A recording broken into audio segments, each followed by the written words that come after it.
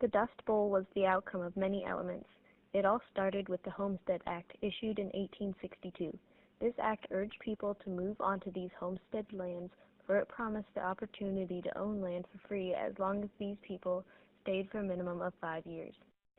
When the settlers moved to these areas, their cattle grazed the grasslands, and the rest was plowed for wheat to be planted.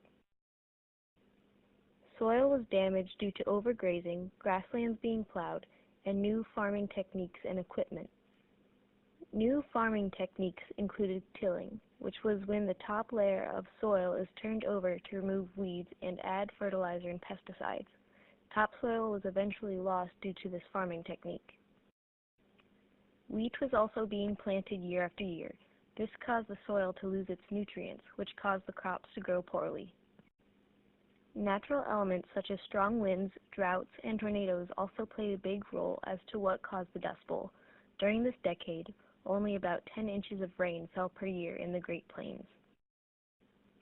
During the 5 years of the Dust Bowl, over 5 million acres of unplowed land was eventually plowed. Not all of it was used. These storms that spread dust for miles were called black blizzards.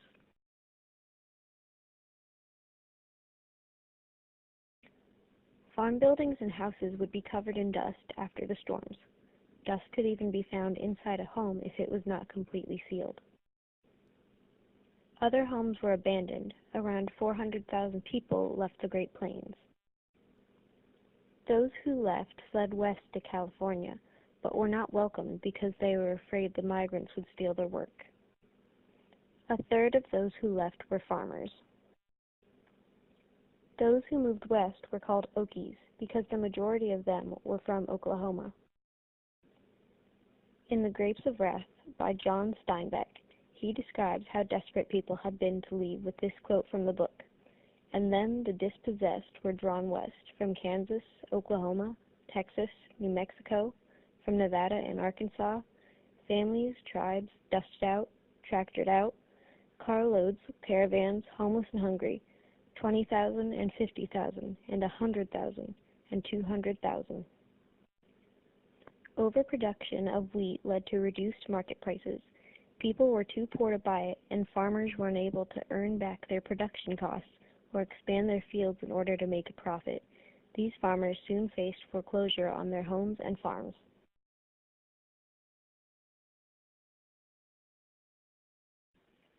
Several people abandoned their land during the Dust Bowl era.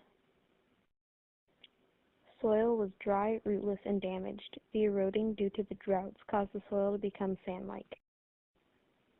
By the end of the 1930s, 75% of the topsoil had blown away and agricultural land values had declined.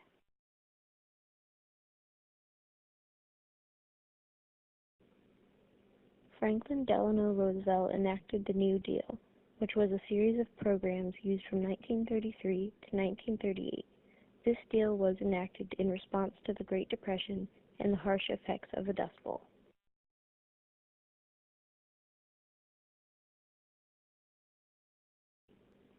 The Taylor Grazing Act of 1934,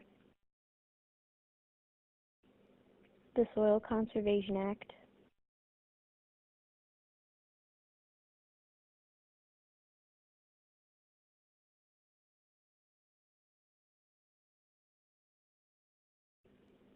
the Civil Conservation Corps,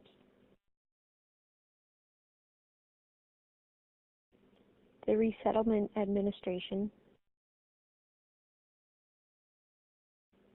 the Farm Security Administration,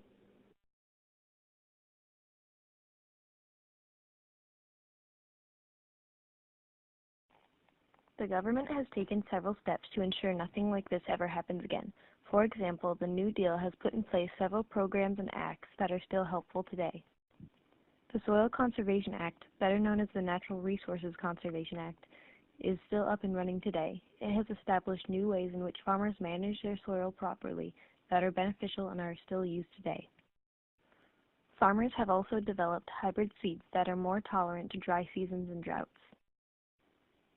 GPS-programmed irrigation systems have been manufactured to map out a farmer's land and pinpoint the exact areas that require water and the certain amount of water that is needed. Another program that came in handy was the Conservation Reserve Program, or CRP, established in 1985. This program paid farmers to set aside land that was usually poor in quality for conservation.